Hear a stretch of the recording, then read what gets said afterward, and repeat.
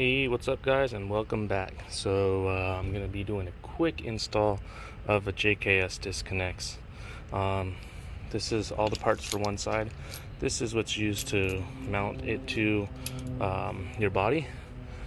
This bushing is going to be used right here.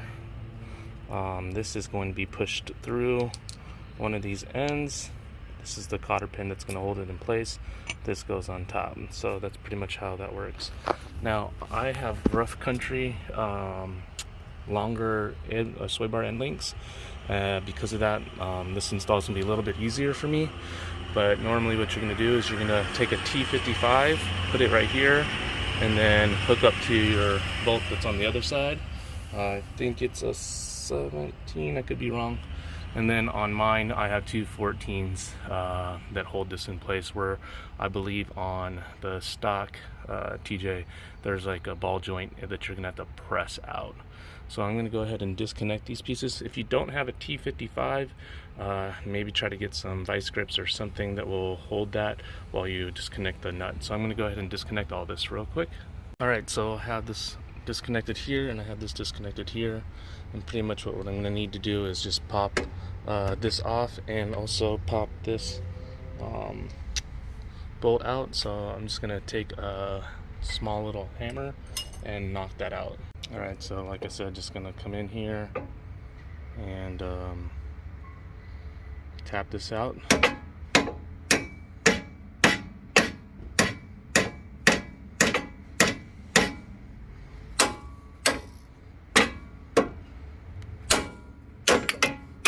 There we go. Now that's off. Now the next step is going to be installing your pin down here. So I'm going to go ahead and keep this on.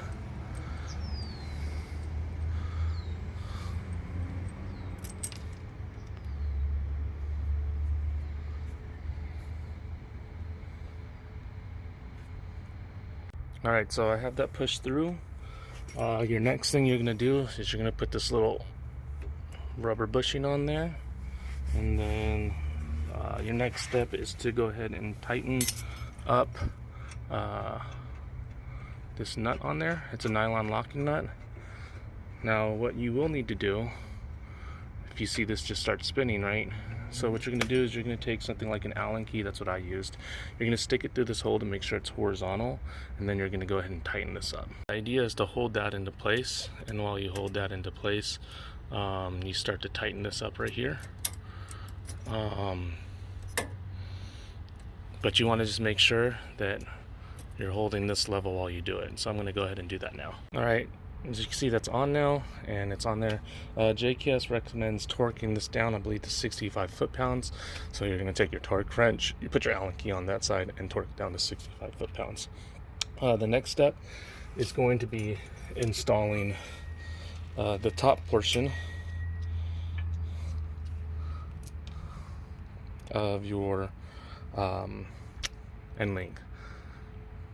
So I'm going to go ahead and show you how that hooks up right now. So when you put this on, you're going to put this on over the top, and then you're going to slide the Allen key portion up through like so, and then push this through, and then there's another nylon locking nut that you will use to hold this into place.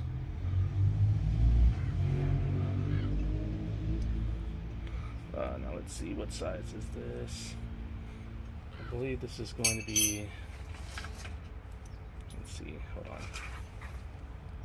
Alright, so it's going to be a 17 on the top. If you're using metric, I'm not 100% sure.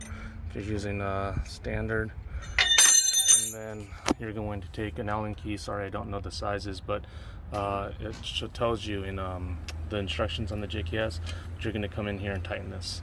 So I'm going to go ahead and put the Allen key up here, take my wrench and tighten that up. Alright, so I have the top portion installed and the bottom portion installed. So the next step that JKS mentions is that you want to have this at a 10-degree angle, and then you're going to basically take your end link and adjust it to where it fits in there.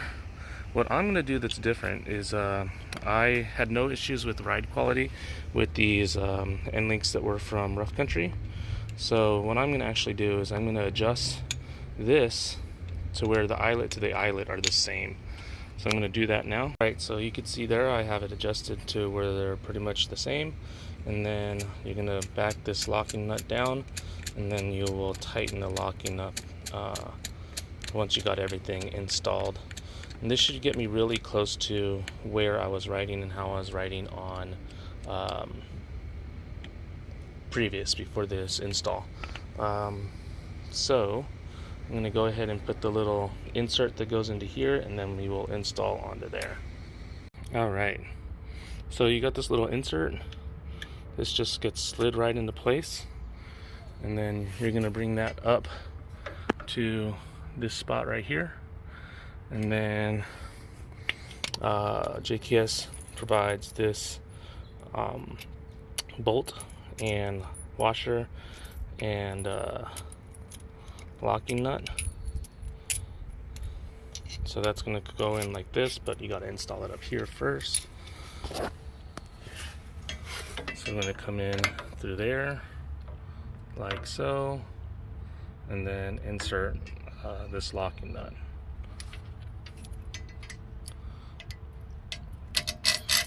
Now it's threaded on the other side of this, so you just gotta find the threads, make sure you're not cross-threaded, and then it uses an Allen key to tighten it up.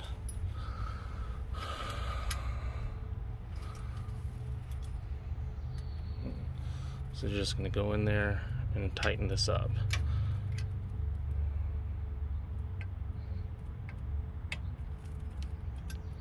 And just go until you're all the way through.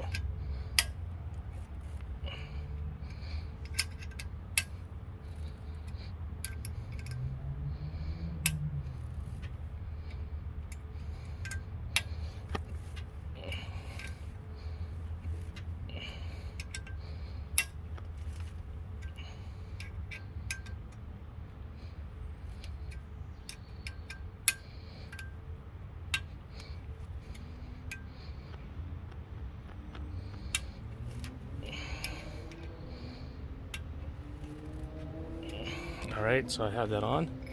So the next step is pretty simple. You're just going to come in here and slide this into place.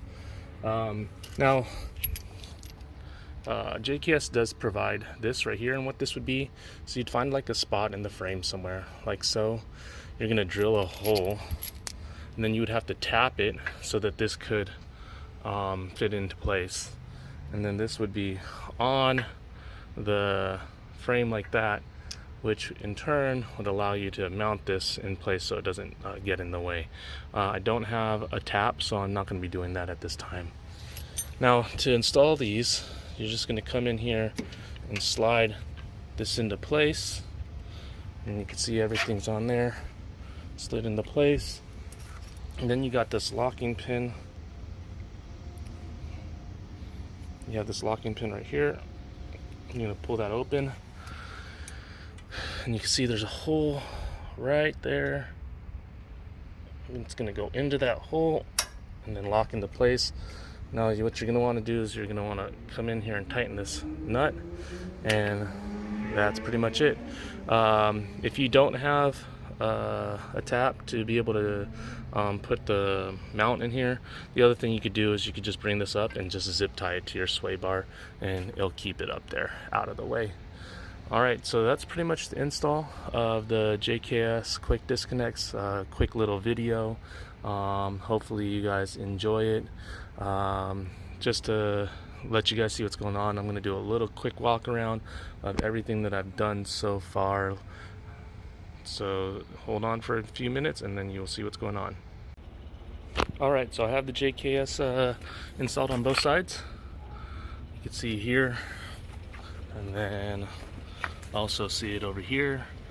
In my last video before this, I installed my shocks and got rid of my limiting straps, but I did realize in that last video I never let you guys see the wheels on and what it looks like now, so wanted to give you guys that look.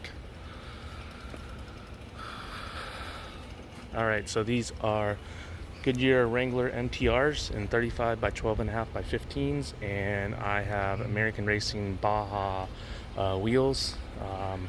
Got the matching 5th spare, but Jeep's looking a lot better now compared to the 32s that we had before. These guys right here. I'm gonna go ahead and sell these and try to make up some of the cost of everything. But yeah, last 2 videos did the shocks, got rid of the limiting straps, and put on the JKS quick disconnects. So Jeep's pretty much ready to get going, four-wheeling. I do have one more thing that I want to install. I'm not sure when I'm going to get around to it, but I need to install my Steinjager cable shifter for the transfer case before I go four-wheeling. Now, one thing that I need to do is I need to get this vehicle smogged. So more than likely in the next video, what you're going to end up seeing is the install of the Banks intake. Alright, stay tuned. Thank you for watching and subscribing. Hit like, and if you don't subscribe already, please hit subscribe. Thank you.